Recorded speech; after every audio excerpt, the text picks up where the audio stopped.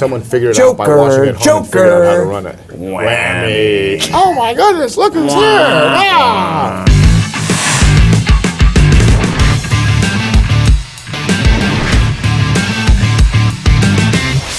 Hello, how are you? Welcome to Moviefone's Unscripted. I'm Ben Stiller, this is Vince Vaughn, and that's Jonah Hill, and we're here to answer your questions. So we'll start it up, I guess, right?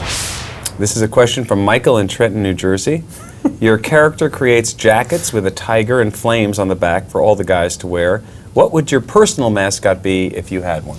Well, for me, I think in seeing the tiger in flames, I'd stick tiger in flames, right? Mm-hmm. That's a badass combination. We were talking tiger. Chemistry before, but the flying tiger with the wings and the flames, that would be my mascot. Yeah. I don't know what it would mean. That's why it seems so real in the movie, because it seems like you felt that from inside. Right. Just to sort of dig under this question a little bit more, I think what he's trying to get to is, would you have a personal mascot? Would you have a guy dressed up as a flying tiger in your home?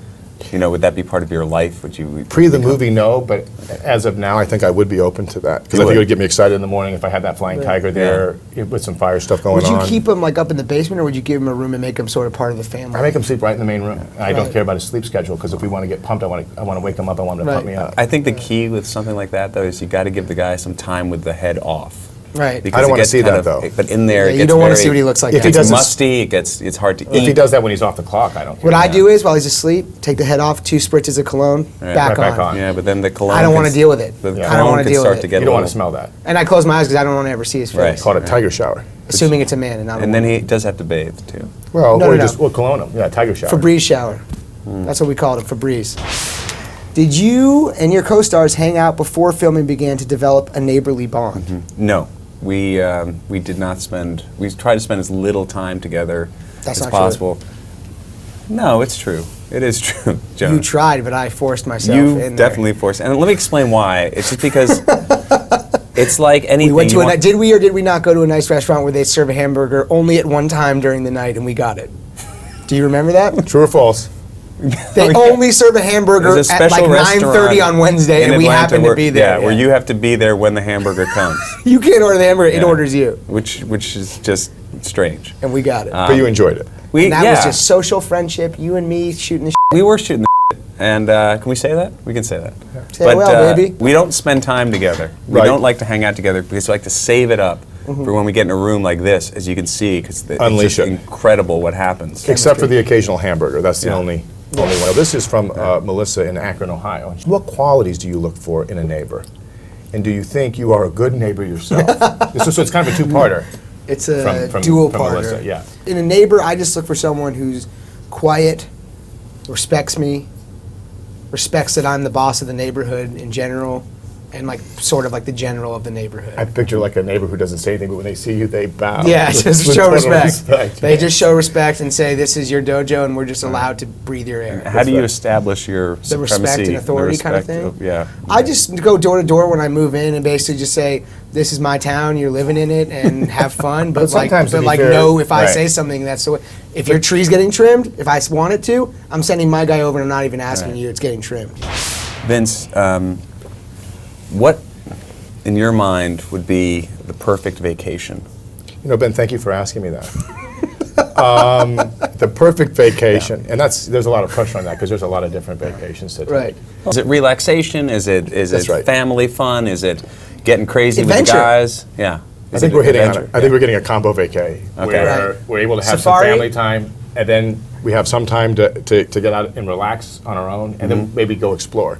Yeah. I think if I could be with you two, with our respective family and loved ones nearby, but we could meet in a middle place and maybe do some canoeing. Maybe there's a rock that needs to be climbed. Right. Maybe there's some arts and crafts. I'm not going to leave you out. Maybe we get a basket, we weave it. So that's my thing? Well, I know how much you love the arts and crafts. Well, remember Jonah would always. Jonah every Monday would knock on your trailer, and I would be like, "What's up?" And he'd say, "I just thought of you over the weekend. Got some lanyards. Let's make them." Here's a sweater, right? Hey, you know your hair looks good today. You know what's missing? A lanyard. That's right, and I get one. I can make you one. Or you'll braid somebody's hair just for fun. Hey, I'll eat the little bugs out like a gorilla sometimes. Yeah. Cheers. Cheers. What's worse, an alien invasion or the zombie apocalypse? I have no idea. I've like missed the whole like being into aliens and zombies and stuff. Like I know it's great like you're in this movie. so popular. Yeah, I have no time for it. No time for it. I mean, I'm sure they'd both be awful. Yeah. I think zombies were once people, so maybe you can like have some sort of communication with them. Aliens probably speak a language that. I disagree. I think aliens you probably could communicate with more because they're intelligent enough to have traveled to this planet, while zombies seem to be these weird. They picked up a Rosetta Stone on the flight over, is what you're saying, and they learned English. Whatever it took. Yeah, but they figured it out. Zombies seem to just not have any sort of. Yeah. Zombies always seem to be extras in movies. I've noticed. Yeah. They're extras. They're people that they hire to be zombies because they don't really have to act. Right. You have to go like. Yeah. This. Exactly. Dear Vince, I've admired you for a long time. Your film work and your general personality. And I wanted to know, were you always this charming and funny as a youth? Again, Jonah, thank you so much for this question. I don't know how to answer that except to say that I think younger things that I do now maybe weren't considered so charming and funny. And then as you get older, in the right setting, perhaps that does become. It's like a wine. It becomes a fine wine. Yeah. Sometimes in a classroom, a good line is not something that needs to be shared with everybody. But in this format of the unscripted, that becomes a well-received. So probably what you might have been put into detention for as a youth is now what people are watching on. I get a couple coins in my pocket now for what used to get me after class. There you go. Get you the ruler. Well, Jonah, you've always been one of the funniest guys out there, and now you've been doing a lot of more serious roles and doing a great job. It's been really fun to watch Jonah do stuff. Moneyball, I know you have another big one coming up with a little director named Marty Scorsese. What do you do differently? Do you have a different approach when you prepare for those movies than you do for the comedies, or is there some similarities? I have way more, like I laugh and have more fun on like a comedy set, and then I'm more like quiet and serious on a drama set. And when I'm on set with my boy band shooting a video, it's high fives and working out. That's right. You know what I mean?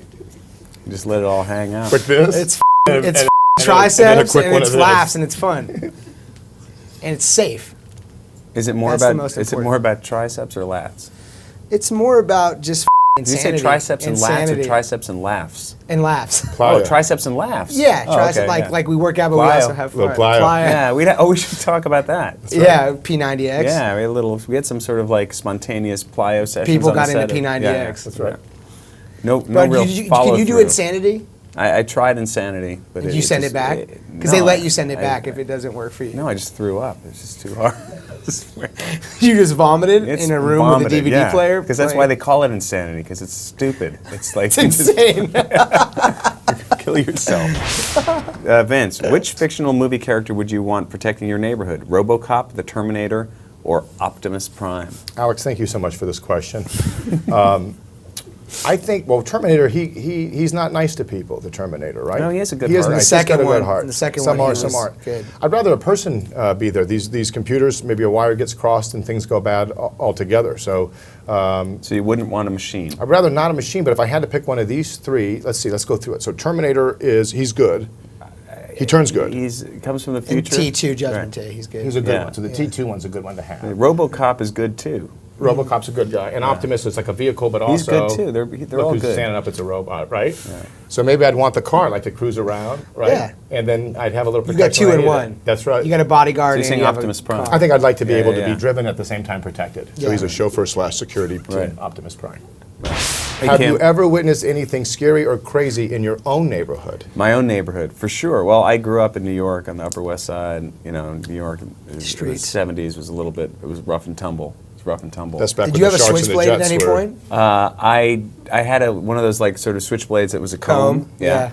I used to get roughed up a little bit in my neighborhood. I got shaken down once for my time. Hey, look, there's Benji Stiller. Let's take his lunch money.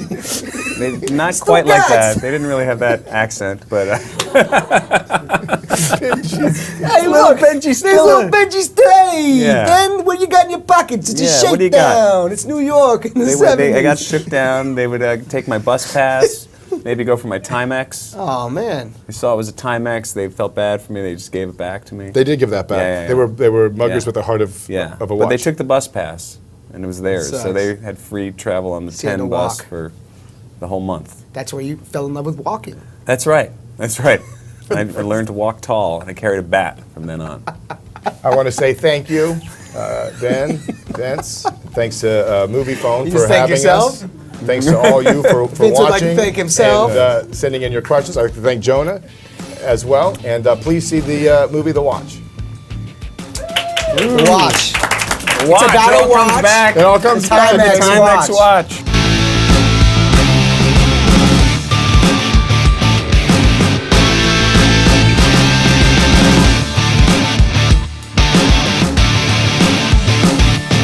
Hey, wait a minute! Like you interrupt like Hey, a fellas, like it's not what it looks like. like you're interrupting a dice game. Whoa! Pidgey just walked out his flat. I couldn't even chill on the stoop. Got so bad.